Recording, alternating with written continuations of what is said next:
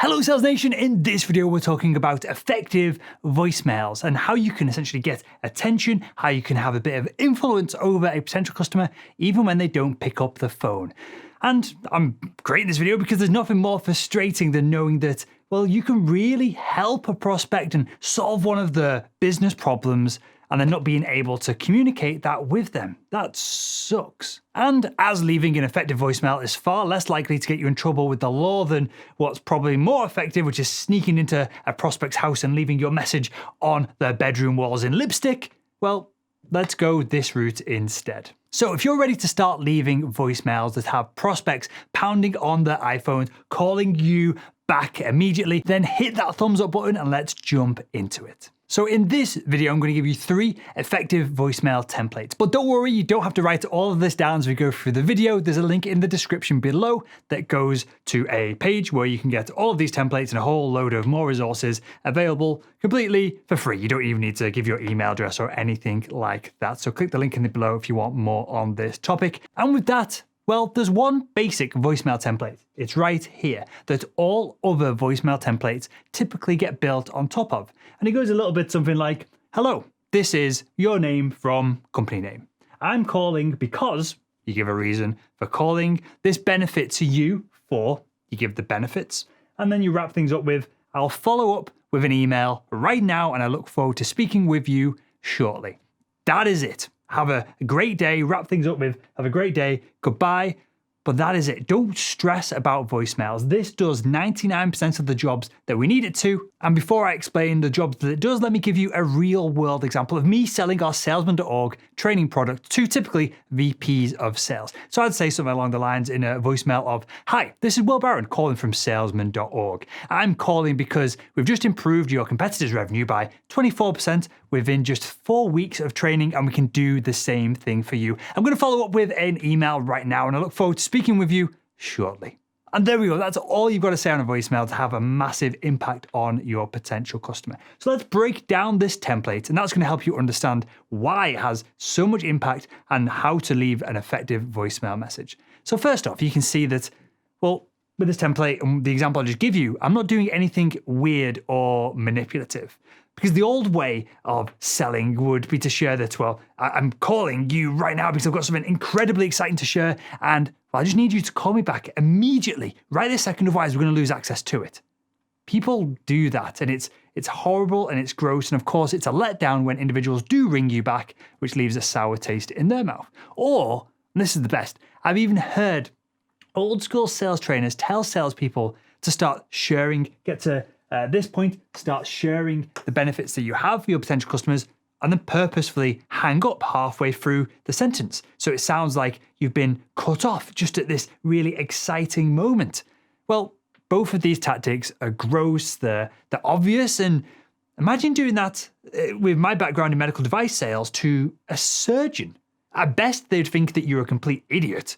At worst, it's going to severely devalue you as an industry expert in their eyes, and they're not going to invite you to do business with them in the future. So as you can see here from our template of, hello, this is your name, company name, I'm calling because, reason for calling, benefits, I'll follow up with an email shortly. The main thing that we're trying to communicate here is that we are an expert, that we are calling upon someone that we can help, and we're getting them used to our voice. And we're preempting with this bit here, I will follow up with an email right now, that we're going to continuously follow up with this individual until they give us a response. We're not given a unassertive, weak, well, you know, if you fancy chatting, drop me an email or a call back. No, we're being assertive here. And again, we're preemptively showing the prospect that we've got something that you want here, reason for calling, this benefits you and the benefits, and then we're going to call them back over and over. So they might as well get back to us right now.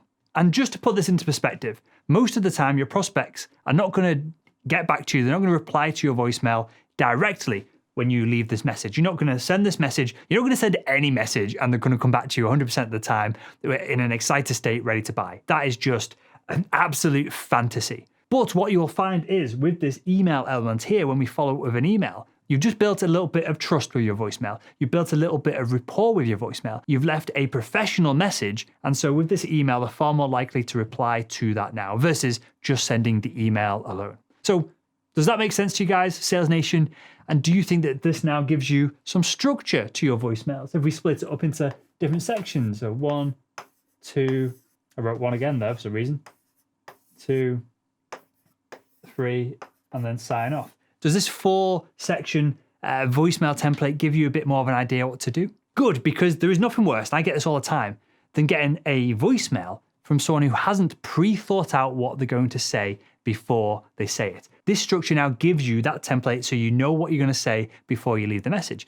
Those messages that aren't pre-thought out are like a politician rambling on in front of an audience when they feel like they've got something right for once. So now we have this basic template. How else can it be used? Well, let's look at how it can be adapted in the case of a referral situation.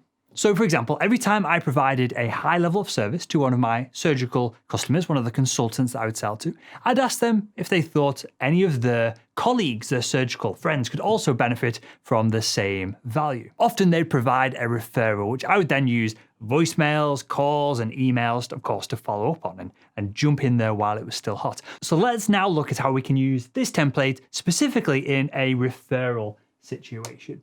So here we could say, hi, prospect name, my name is, and of course your name, I'm calling from whatever company. This is similar to before. So now we're going to leverage some of the principles of influence. First off, by mentioning the referrer's name. We're going to get into the principles of influence in a second. But then we're going to say, they suggested I should book a meeting with you and they gave me your details because we have, and then share the benefits that you gave to the original customer and carry on with for them. And then they think we can do the same for you. I'll send you an email right now with a little bit of detail on how, and you leverage then the referrer's name again, thinks that we can help you. And again, wrap things up with, it'd be great to speak with you this week. Now, why does all of this work? Well, in this voicemail template here, we've leveraged a number of the principles of influence. This includes social proof from including our referrer's name here and here. So we're leveraging social proof there. We've used a recommendation as well, and we've been polite in our message. We've leveraged the principle of likability here as well. And so we've started to build a little bit of authority because we have solved a problem for the original customer as well. That's not bad. 3 or 4 principles of influence being leveraged on one quick voicemail message. Pretty cool, right? So with that said, we've covered a voicemail template that can be used in loads of situations. I've narrowed it down here into a voicemail template that you can use specifically for referrals. So now let's look at a voicemail template for when you have what we call no-show events. Very simple, right? This is when you have a meeting booked, a demo booked, a phone call booked, and the prospect, well, they just don't bloody turn up. Now, prospects don't show up to demos and scheduled meetings and other events for numerous reasons, for countless reasons. This is just part of doing business and, well, it's nothing to be particularly worried about as long as it's not happening every single time. Worrying about no-shows in a sales job would be like an MMA fighter, Conor McGregor, being worried about getting kicked in the bollocks. Well, it's probably going to happen at some point, and sure, it's gonna hurt, and all the guys watching this are going to realize that weird feeling it gets when your nuts get crushed up inside of you, but you've got to carry on regardless. But with that said, we do need to relentlessly follow up on these individuals who no-show so that we can either get a no from them and then just remove them. They become dead to us. We remove them from our pipeline, or we can get another meeting booked in the diary and we can progress the sale forward regardless of this one little hiccup. Therefore, if somebody does no-show you, don't follow up by an email. You need to call them immediately. And you need to be assertive here because, well, they may have a very valid reason for no showing, but remember, you're a professional. They've wasted your time. They've wasted your company's time and resources. And this is not acceptable when they're dealing with a high-value deal maker like yourself. So if you call the individual and, of course, they don't answer, you're going to leave a voicemail using the following template.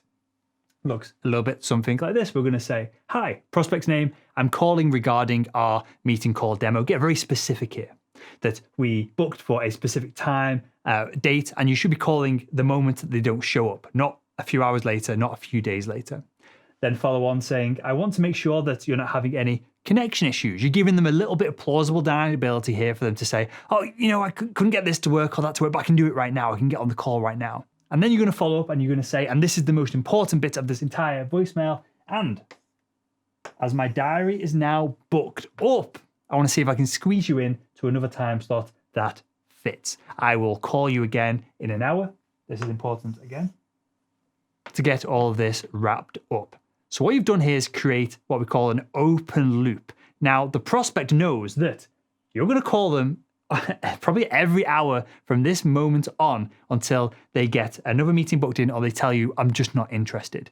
You're not giving the prospect an opportunity to just keep you on the hook and keep plodding you along until they either get a quote from you, which they can use against one of your competitors to get a better price, or whatever weird game that they are playing. You're not letting them off the hook. And most salespeople are too weak to do this. They will see that the person hasn't shown up and they get a little bit sad about it, and they'll drop them an email and they'll try and frame up the conversation that, well, maybe as a salesperson, it was our fault and we got the date wrong, and you're just being weak, unassertive, and no one will respond to you if you act in this way. If you go into the sales process being unassertive like this, well, your prospects are just going to walk all over you and they're going to treat you like an amateur, and you're not.